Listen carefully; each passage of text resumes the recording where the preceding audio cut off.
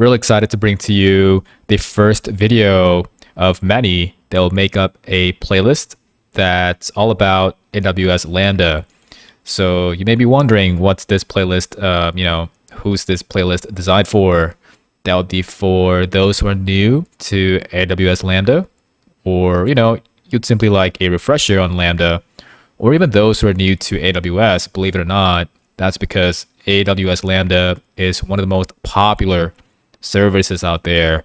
Thanks to serverless applications,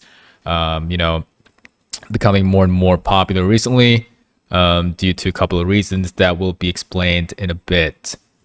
So yeah, let's get into, what exactly AWS Lambda is, right? So as you can see here, this is the official documentation of AWS Lambda. And simply put, you can think of Lambda as being a service that allows you to run code without provisioning any sort of servers or clusters. So think EC2, right, being one of the things that you would usually spin up to run some code or host a web app. You don't have to. You just need to, go to the Lambda service, write your code, and run it. So no provisioning, no launching of instances or servers at all. So that's pretty cool, right? And of course, best of all, you're able to learn Lambda for free, especially if you're new to AWS. You get to enjoy up to 1 million requests for free under the AWS free tier. Of course, it's per month, right? It's not per lifetime. It's per month. So that's a really good offering for you to get your hands dirty with AWS Lambda, learn a lot there, before really before starting to pay for it. And I think by that time, you should be able to enjoy its benefits. So yeah, let's now talk about why AWS Lambda. So there are 4 reasons here that AWS have listed down. So first of all, obviously you can run code right away without worrying about infrastructure. Infrastructure here just means things like preparing a server, preparing an EC2 instance just to run some code. You don't need to do any of that. And if you're familiar with container images, things like Docker, you can actually run container images if you want, and even zip files. So that's pretty amazing. Secondly, Lambda is automatically able to respond to code execution requests at any scale. So this really just means that it scales very easily. So you don't have to worry about scaling when it comes to running code on Lambda. But of course, you may need to keep monitoring it. If your app, mostly runs APIs using Lambda, you may need to eventually, tweak things a little bit depending on your use case. And you're also able to save costs by paying only for the compute time that you use. And this is pretty crazy. I feel like I think before they were charging by per second basis, but now it's per millisecond basis. So that means that developers are incentivized to improve their code execution time by even a millisecond. So think about that. So in a way, it's pretty exciting. It encourages you to write efficient code, and the more efficient your code is, the more cost you save on Lambda. So that's also good for the user experience, right? So it goes both ways. And last but not least, you have optimizing of code execution time performance with the right function memory size. So yes, while you don't need to provision any instance, you have the flexibility to configure your Lambda, which we will look into later in this playlist. So typically what you would want to tweak is the memory size. So generally, the higher the memory allocated to the Lambda, the faster it is. But at some point, increasing the memory even further does not result in a big enough performance increase that it does not make sense. Meaning because logically, the more memory size you allocate to the Lambda function, the more you need to pay. So we'll talk about some tools that you can use to determine the best memory allocation for your Lambda function.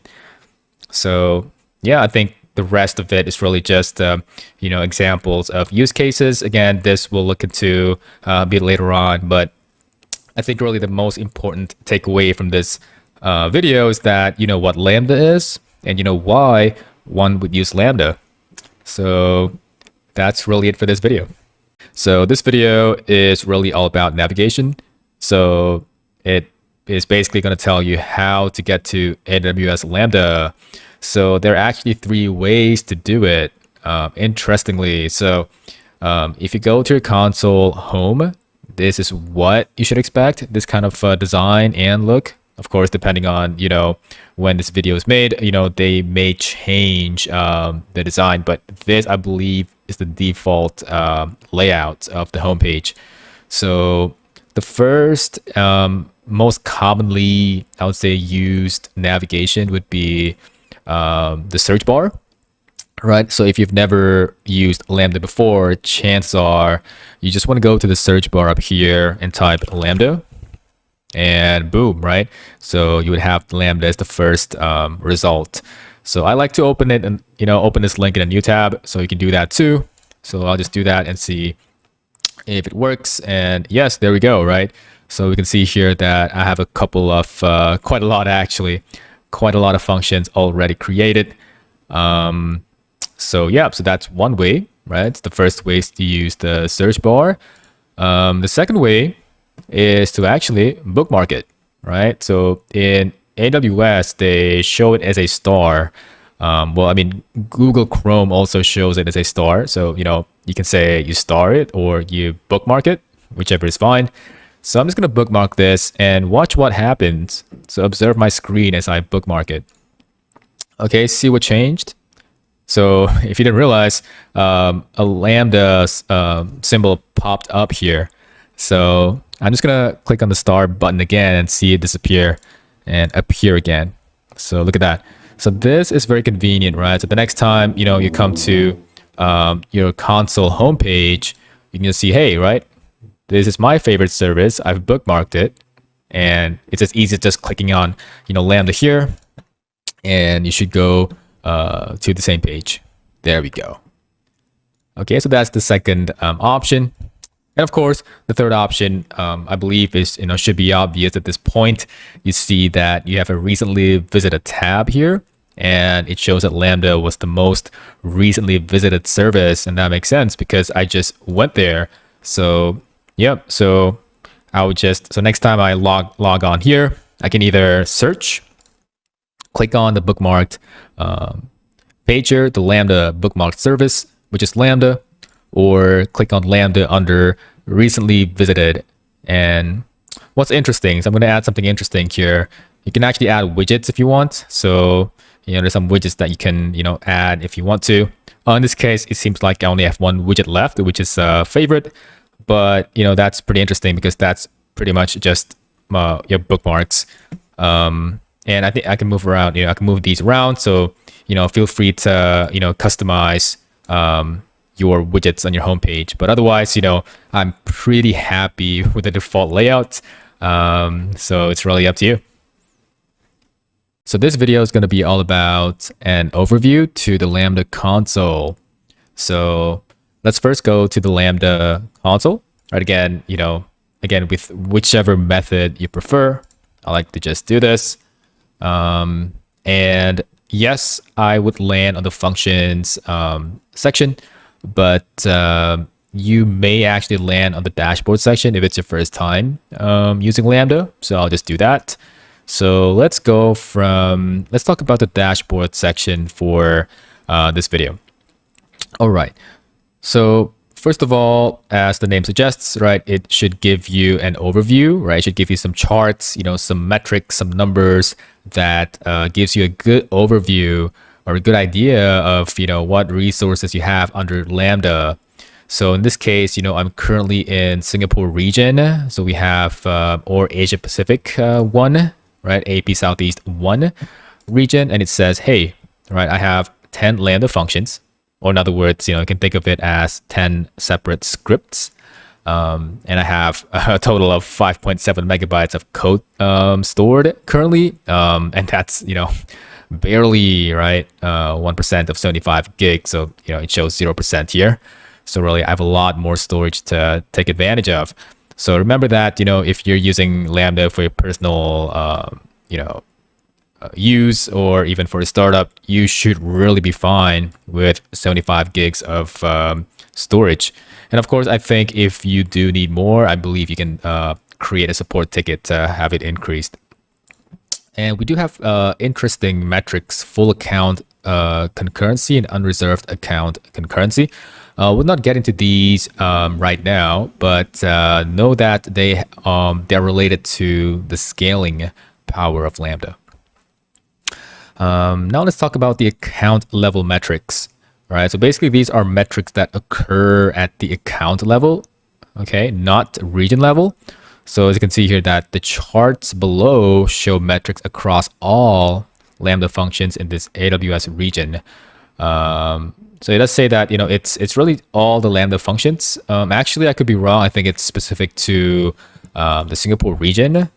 But yeah, to me, that's a little confusing because it says account level here. So I want to think it's, the whole account regardless of region. So I do think it's just specific to whatever region you're in. So depending on where you are, that is, or really depending on, where, what region you have chosen, right? Because when I use this console, I can go to wherever location I want, believe it or not. And if I do go to, for example, Seoul region, it should show nothing because I don't remember deploying anything there at all. So there we go, right? 0 Lambda functions. So let's go back to Singapore. Okay, so I'd like to highlight two, I would say more commonly, well, I wouldn't say more commonly, but two very useful metrics. So the first is invocations. This basically shows if your Lambda was invoked successfully or not, or in other words, executed successfully or not. So I think 1 represents a successful invocation, whereas 0 represents otherwise. The other very useful metric would be duration. So obviously, because for Lambda, you get charged based on how long your code executes for. So duration here is key to observing whether your functions are taking too long to execute or not, right? So if it is taking too long, you may want to check out what can be optimized to save cost there. So yep, feel free to have a look at other metrics, and remember that you have these filters to use. So you can explore that. You have custom, and remember you can choose the type of the time zones, whether it's UTC or local time. So take note of that. And I would say the sections below here tend to be overlooked. So definitely explore these parts. What's new is nice because it gives you an update of what's new in Lambda. So one new feature that AWS released was the Lambda function URLs feature. So yeah, you can just click on that and read more about it. We will talk about this eventually in the playlist. Again, it's a pretty new feature, right? So you don't have to worry too much about it, but it does in a way make executing your function a bit easier. But there are many tools out there to make to expose your Lambda to the internet so you can trigger it. So if you don't understand what what I just said, that's fine. It's just a bit more advanced, and we'll get into those eventually. So definitely look up developer resources. Again, these may look a bit more advanced, but feel free to explore them. One thing that you should definitely check out is the FAQ section. These are questions that you may have had, as you went through this, my playlist. And these are probably the same questions that you may, think about in the future as you do more practice on Lambda. So definitely bookmark this page. The FAQ sections in general is very useful, regardless of the AWS service that you're learning. So that's pretty much it for the dashboard overview. So if before this we talked about dashboard, let's now go to applications. Right, so this video is going to be all about an overview on the application section of the Lambda console. So right away we can see that we have 0 applications here. And it says here, okay, you don't have any serverless applications yet. Learn more about creating serverless applications using Lambda, right? So, yep, this is a bunch of words, but, simply put, this application section this allows you to create serverless applications using templates. So some of these templates here are super useful to get you started with on serverless applications. So, you can take your time to read through these, but, you can ignore them if they are a bit too advanced for you. Let me just run through, give you a high-level overview of what the application section enables you to do. So, I clicked on Create Application, and it says here, okay, an AWS Lambda application is a combination of Lambda functions, pretty much the scripts, triggers, which just means that it's the thing that triggers the Lambda functions. Typically it's event based. So for example, if I have a file getting uploaded to S3, which is a file, a key value storage, object storage in S3 in AWS, it would trigger the Lambda, right? We can set a rule saying that, hey, whenever I upload something to this storage, I want you to trigger the function. Right, so that's pretty much trigger. So basically whatever triggers the function. And other resources that work together to perform tasks. So basically, there's, it's basically talking about synergy, right? So when you have an application, it's not just Lambda that's doing the job, right? Doing the work. It could be, a synergy of multiple services together forming that application. So choose an option below to create an application with sample code and a continuous delivery pipeline. All right, so right away you can see here that, okay, we can have a sample application. So in this case, you have 5 sample applications here to choose from. And I would say one of the more common, use cases would be, having a serverless API backend. So this is one, super useful sample application that can kickstart your project. A second very common use case is file processing. In fact, this is something that I just mentioned, which is using Amazon S3 to trigger Lambda to process data immediately after an upload. So this is very common, I would say, for IoT use case or video transcoding. People would just upload a bunch of stuff to S3 and then let Lambda do the processing. How convenient that is. So of course, you can always choose to author from scratch. This is always something that you can do. This option is always available to you, but it's great to know that you have sample applications to, get you started with, especially if you're new to Lambda. It does say here AWS Serverless Application Repository. So you can have a look at it if you want to. So let's see what they have here. Okay, so it's funny because it actually leads us to what you would actually see if you click on Create Function under the Functions tab. So we get into that a bit later, actually. So let's go back here. Okay, so pretty much, what the Applications, tab does is that it allows you to create Lambda application. Right, in this case, let's click on Serverless API Backend. Right, and this is really, I would say, very user-friendly. Look at this, right? They do not only give you a description of the serverless API backend that you're going to build based on this template. They also give you an architecture of the application. So that's really nice. So they show you Amazon API Gateway. That's a service, to expose a Lambda to the internet so you can trigger this API from anywhere. And then you have Lambda that's connected to Amazon DynamoDB. So this is pretty much, a really fast NoSQL database. So it's Amazon's flagship NoSQL database, basically.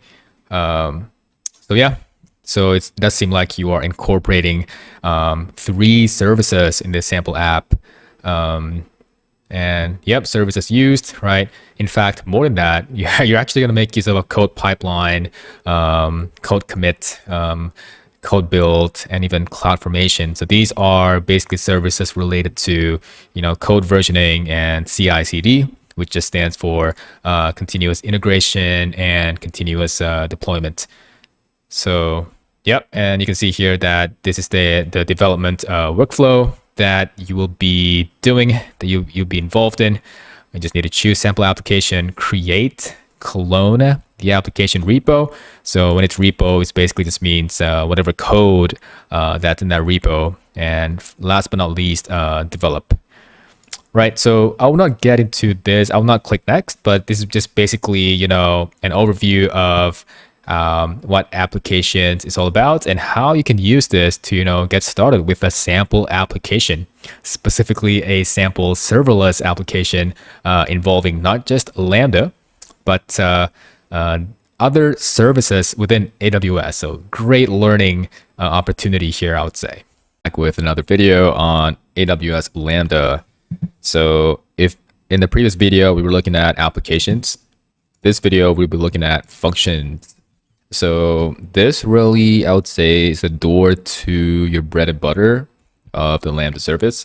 So on the functions tab, as you can see here. Oh, before that, fun fact, you can actually close the left pane and then open it back by clicking the hamburger icon. So there we go. So if you are ever fighting for more space on a smaller screen, you know, you're free to just minimize this and expand it again whenever needed. But for this video or this tutorial in general, I'll try to keep the left pane extended or expanded. So, you know, you can always refer to it as reference. All right, so moving on to the functions overview. So that's really what this video is about. So on the functions tab or section over here, you can see right away that I have 10 functions. So if you have never created a function, you just see, you know, nothing here. It should say 0 over here. But something that I would like you to know, as the number of functions grows, remember that there's some powerful search capability here that you can make use of. For example, function name. You can have equal, does not equal, contains, and even does not contain. So that's, I think these two are pretty advanced. So never worry about having too many functions. As long as you name them systematically, you should be able to find the function that you want. Okay, so of course you have the refresh button here. So if ever you've created a function, but for some reason it's not reflected here, you may want to refresh this page, and it says here that it was last fetched now. Right, so this is pretty much, I would say, updated every 10 seconds, if I'm not mistaken, around that. So that's pretty interesting. There we go. And of course, if you want to, you know, I'm going to assume that you haven't created a function yet. So the first thing you want to do is go to create function in order to create one, of course, right? So right away, right, you can see this this page over here, and you do have 4 methods, right? 4 options to go for when it comes to creating a function, starting with authoring from scratch. You can start with a simple hello world example. Yes, they say it's from scratch, but really you'll be given a very, very minimal template, a hello world template to get started with. So it's not too bad actually for learning still. You also have the option to use a blueprint. And if you do go with this option, you need to, you know, choose a blueprint to start with. You also have more advanced options such as container image. So if you are fond of Docker and you have a container image to deploy, you're free to use this. And also, you know, you have things like serverless app repository, which again needs you to choose a repository to go for. So for this video, I'll focus on 2 things, author from scratch and use a blueprint. So let's first see author from scratch. Okay, and for this video also I'll be using Python just because I think, you know, it's, you know, syntax wise, it's, you know, very intuitive. And even if you haven't learned coding by chance, hopefully it will still make sense to you. And if you don't know how to code yet, I highly suggest you learn at least the basics. For example, you know, pick up a programming language, be it Python, Node, JavaScript, you know, just pick up something simple, learn your functions at the very least, variables, data types, functions, and then come back here and I think it'll make a lot more sense. Otherwise, if you just want to know like how it works, then you can just go on. All right, so let's go to the basic information tab here. So it says here, okay, enter a name that describes the purpose of your function. Really, you can just type in, you know, any name that you wish, as long as it's unique within your account, right? Within your account. and if I'm not mistaken, within your region too. So you may want to check that, double check that. But yeah, I'm just gonna do, I'm just gonna type a function name here. So I'm gonna say here, AWS Lambda tutorial, and then runtime. I'll go with Python, like I mentioned. Generally, you want to go with a version that's the latest. Simply because sometimes AWS may say, oh right, this version has reached end of life support, or they no longer support it. So in this case, I think Node.js 12 interestingly reached end of life. So yeah, do take note of that. I try to go with the latest one. I think it's just good practice. But of course, if your code requires a certain version, you can stick with that. And as for architecture, this would be for the CPU, I believe. So typically there are two architectures when it comes to CPU. You have x86 and ARM64. So, ARM64, I would say, has taken the world by storm. I think the past few years, I think AMD has adopted it. Apple has adopted it. But, let's go with x86 for this example. If you want ARM, go ahead. Yeah, x86 is just a more, I would say, common architecture still compared to ARM64. Permissions, by default, Lambda will create an execution role with permissions to upload logs to CloudWatch. So if you don't know yet, CloudWatch is a AWS service where you can actually, see the logs for any of your service, for example, Lambda, right? Because Lambda, in order to troubleshoot Lambda or your code, you would need to see the logs for your code. So that's, something that you absolutely need. You can customize this default role later when adding triggers. Okay. So really when it comes to permissions, I would say this may need a whole new tutorial. But generally you can think of execution role here as, giving permissions to an AWS service. So in this case, we're, creating a new role with basic Lambda permissions, meaning, all right, let's give this Lambda function some basic permissions, including uploading logs to CloudWatch, so I can troubleshoot. I can print things out. I can troubleshoot my Lambda function. So there's going to be a whole playlist on IAM, which is identity and access management. So that's where I'm going to explain more in depth about permissions, fine-grained access, and all that. But otherwise, for this video, just know that it's best practice to go with a new role with basic Lambda permissions, and then you can then add on permissions as required by your Lambda function. Okay, so let's go with create a new role with basic Lambda permissions. Remember that role creation might take a few minutes, so just in case your Lambda is not printing logs to CloudWatch yet, know that you may want to wait for a few minutes. Okay, so it says here that the Lambda will create an execution role with this name. Okay, so I'm just going to acknowledge that. With permission to upload logs, that's great. I'll be able to, print stuff and, observe my logs on CloudWatch. And let's have a look at advanced settings. So really, we won't talk about these yet. As mentioned in the previous video, the function URL feature is pretty new. We'll talk about this eventually, so stay tuned for that. So I'm just going to create a function here, and it should take a few seconds before I'm redirected to a new page, I believe. So let's see what we have after this. And there we go. So I was right. So you can see a new page here. So under functions, you would actually go to your function that you just created, in this case, AWS Lambda tutorial. Again, you can name it whatever you want. And boom, right? You have a new page over here. And this is the bread and butter that I was mentioning earlier. So I'm going to get into this, into an overview of this whole page in another video. But basically, this is the page that you want to get used to. All these tabs over here: test, monitor, configuration, aliases, and versions.